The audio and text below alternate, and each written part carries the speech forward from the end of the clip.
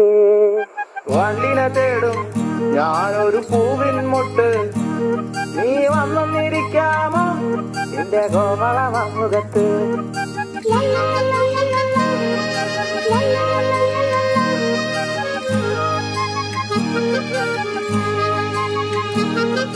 വട്ടം പറന്നു വയ്യേ വന്നിട്ട് എന്നു തരാമോ, സുഗന്ധം കൊണ്ട് ഞാൻ നിനക്ക് സുഖം പകർന്നിടാം.